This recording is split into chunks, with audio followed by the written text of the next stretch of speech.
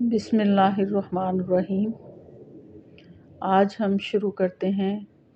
سورہ البقرہ کا رکوع نمبر 4 کی آیت نمبر 30 سے۔ وَإِذْ قَالَ رَبُّكَ لِلْمَلَائِكَةِ إِنِّي جَاعِلٌ فِي الْأَرْضِ خلیفہ۔ وَإِذْ اور جب قَالَ کہا ربُّکَ تیرے رب نے للملائکتی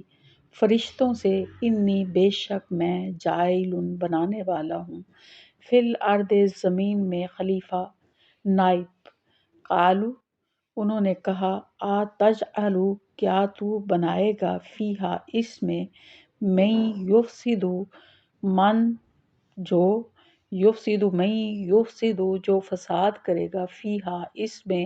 ویسفک الدماء اور یسفکو اور وہ بہائے گا دماء خون ونحن اور ہم نسبح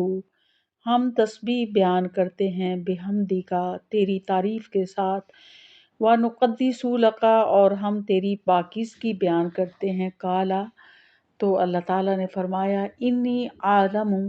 میں زیادہ جانتا ہوں ما لا تعلمون جو تم نہیں جانتے۔ وعلم اور سکھایا آدم علیہ السلام کو السماء نام کلہا سب ثم عرضہم پھر انہیں پیش کیا علی الملائکتی فرشتوں کے سامنے فقال پس کہا انبئونی باسماء انبئونی مجھے خبر دو باسماء ان ناموں کی ہؤلاء باسماء ناموں کی ہؤلاء ان ناموں کی خبر دو مجھے ان کنتم صادقین اگر تم سچے ہو۔ قالوا سبحانک انہوں نے کہا یعنی فرشتوں نے کہا سبحانک تو پاک ہے لا علم نہیں ہے علم لنا ہمارے پاس الا مگر ما علمتنا جو تو نے ہمیں سکھایا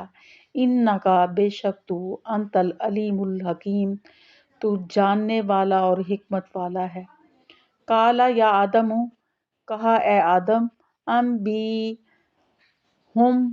ان کو خبر دو باسمائہم ان ناموں کی فلما انبأ اور جب انہوں نے خبر دی ہم انہیں باسمائہم ان ناموں کی قال تو کہا یعنی اللہ تعالیٰ نے فرمایا الم اقل لکم کیا میں نے نہیں اقل کہا تھا لکم تمہیں انی بے شک میں عالم زیادہ جانتا ہوں غیب السماوات پوشیدہ باتیں آسمانوں کی والارض اور زمین کی وعالم اور میں جانتا ہوں ما تبدون جو تم ظاہر کرتے ہو وما کنتم تکتمون اور جو تم چھپاتے ہو۔ وَإِذْ قُلْنَا لِلْمَلَائِكَةِ اسْجُدُوا اور جب ہم نے کہا فرشتوں سے سجدہ کرو لآدم آدم کو فسجدوا پس انہوں نے سجدہ کیا الا ابلیس سوائے ابلیس کے ابا انکار کیا واستکبر اور تکبر کیا وکان من الکافرین اور وہ ہو گیا کافروں میں سے۔ تو اب شروع کرتے ہیں آیت نمبر 30 سے وَإِذْ قَالَ رَبُّكَ لِلْمَلَائِكَةِ إِنِّي جَاعِلٌ فِي الْأَرْضِ خلیفہ تو جب اللہ تعالیٰ نے فرشتوں سے کہا کہ بے شک میں زمین کے اندر ایک نائب بنانے والا ہوں تو فرشتوں نے کہا کیا تو اسے زمین میں نائب بنائے گا جو فساد کرے گا اور خون بہائے گا اور ہم تیری حمد کے ساتھ تسبیح بیان کرتے ہیں اور ہم تیری پاکیزگی بیان کرتے ہیں۔ تو فرمایا اللہ نے بے شک جو میں جانتا ہوں وہ تم نہیں جانتے اور حضرت آدم کو سب اشیاء کے نام سکھا دیے پھر انہیں فرشتوں کے سامنے پیش کیا پھر فرمایا مجھے فرشتوں سے کہ مجھے ان ناموں کی خبر دو اگر تم سچے ہو۔ تو انہوں نے کہا تو اللہ پاک ہے ہمیں تو اس کے سوا کچھ معلوم نہیں جو تو نے ہمیں سکھایا بے شک تو جاننے والا حکمت والا ہے۔ فرمایا اللہ نے اے آدم ان کو ان ناموں کی خبر دو پس جب آدم علیہ السلام نے انہیں ان ناموں کی خبر دی تو اللہ نے فرمایا کیا میں تمہیں نہیں کہا تھا کہ میں یقیناً آسمان اور زمین کی تمام پوشیدہ باتوں کو جانتا ہوں، اور یہ بھی جانتا ہوں جو تم ظاہر کرتے ہو اور چھپاتے ہو۔ اور جب ہم نے فرشتوں سے کہا کہ آدم کو سجدہ کرو تو انہوں نے سجدہ کیا سوائے ابلیس کے، اور اس نے انکار کیا اور تکبر کیا اور وہ کافروں میں سے ہو گیا۔ تو یہاں جو ہے وہ حضرت آدم علیہ السلام کی تخلیق جو ہے ان کا واقعہ بیان کیا جا رہا ہے کہ اللہ تعالیٰ نے فرشتوں سے اس بات کا ذکر کیا کہ میں زمین کے اندر اپنا ایک نائب بنانے والا ہوں۔ تو فرشتوں نے آگے سے کہا کہ اے اللہ کہ تو اس کو نائب بنائے گا جو کہ زمین کے اندر جو ہے فساد پھیلائے گا اور خون بہائے گا،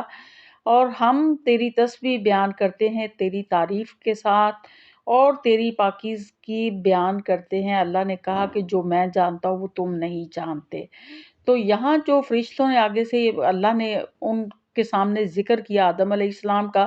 کہ ان کو خلیفہ بنانے والا ہوں، فرشتوں نے آگے سے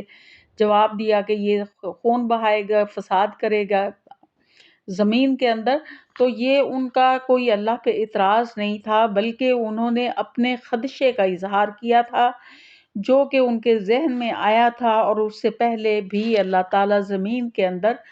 مختلف مخلوقات کو پیدا کرتا رہا، اور ان فرشتوں نے وہ تمام مخلوق کو دیکھا ہوا تھا۔ ان میں سے جن بھی تھے جنہوں نے زمین کے اندر فساد پھیلایا تھا، اور ان کی آپس میں بہت زیادہ جھگڑے اور فساد ہوتے تھے اور لڑائیاں ہوتی تھی۔ تو یا پھر یہ بھی ہو سکتا ہے کہ جو پیشن گوئی اللہ نے کی تھی، اللہ تعالیٰ نے بتا دیا تھا کہ انسان شریر ہوں گے، کہ ان میں شر اور خیر کا مادہ رکھا ہے، اور لوح محفوظ میں یہ چیز تحریر تھی۔ اور جن عناصر سے آدم علیہ السلام کو پیدا کیا ان کا اندازہ کرتے ہوئے فرشتوں نے یہ بات کی، تو اس کے ساتھ ہی انہوں نے اپنے وظیفے کا بھی ذکر کیا کہ ہم اللہ تعالیٰ تیری تسبیح بیان کرتے ہیں تیری حمد کے ساتھ۔ تو یہاں اللہ تعالیٰ کو جو ہے فرشتوں سے اللہ تعالیٰ نے یہ فرمایا کہ میں جو جانتا ہوں وہ تم نہیں جانتے، کہ صرف عبادت ہی مقصود نہیں تھی اس دنیا کے اندر۔ اللہ تعالیٰ نے اپنے اختیارات میں سے کچھ جو ہے وہ انسان کو دینے تھے، اور اس نے اس دنیا کے اندر اللہ کے نظام کو نافذ کرنا تھا، اور اپنی خلافت کی ذمہ داری جو ہے وہ حضرت آدم علیہ السلام پر ڈالی گئی۔ تو اللہ تعالیٰ نے اس ذمہ داری کو نبھانے کے لیے ان کو جو علم کی ضرورت تھی وہ علم دیا، اور وہ علم جو تھا وہ تمام دنیا کی چیزوں کے نام سکھائے، اور فرشتوں کے نام سکھائے، اور اسی طرح سے جو ہے مخلوق خدا کے نام سکھائے، اور تمام ممالک کی زبانیں جو ہیں مختلف وہ اللہ تعالیٰ نے سکھائی، انبیاء اور صالحین کے نام سکھائے، روزمرہ کی اشیاء کے خواص اور اس کی معلومات اللہ تعالیٰ نے اس انسان کو فراہم کی، اور اللہ تعالیٰ نے اسماء الہی کا علم انسان کو دیا۔ تو یہ علم جو اللہ تعالیٰ نے دیا اس کی وجہ سے انسان کو فضیلت دی اللہ تعالیٰ نے فرشتوں پر، اور پھر وہ فرشتوں سے جو سجدہ کروایا اللہ تعالیٰ نے وہ تعظیمی سجدہ تھا اس کی علم کی بنیاد پر۔ تو تمام فرشتوں نے آدم علیہ السلام کو سجدہ کیا، اور لیکن جو ابلیس تھا اس نے انکار کر دیا، اور انکار اس نے تکبر کی وجہ سے کیا کہ یہ آدم جو ہے مٹی سے پیدا کیا گیا ہے اور میں آگ سے پیدا کیا گیا ہوں، اور وہ اس انکار کی وجہ سے اور تکبر کی وجہ سے کافروں میں سے ہو گیا۔ اور تکبر جو ہے فرشتے جو ابلیس تھا وہ اپنی کثرت عبادت کی وجہ سے فرشتوں کی جماعت میں شامل کر دیا گیا تھا، حالانکہ یہ جن تھا، لیکن جب اس نے تکبر کیا تو اللہ تعالیٰ نے اس کو دھتکار دیا اور اس کو پستیوں میں گرا دیا۔ تو یہاں سے ہمیں سبق یہ ملتا ہے کہ اگر کوئی جن ہو یا انسان ہو یا کوئی بھی مخلوق ہو، تو اگر وہ تکبر کرتا ہے تو اللہ تعالیٰ اسے بلندیوں سے پستیوں میں گرا دیتا ہے۔ تکبر جو ہے وہ کسی انسان کو کسی مخلوق کو زیب نہیں دیتا، تکبر جو ہے وہ صرف اللہ تعالیٰ کی چادر ہے، اور جو اسے چھیننے کی کوشش کرے اللہ تعالیٰ اس کو ذلیل و رسوا کر دیتا ہے۔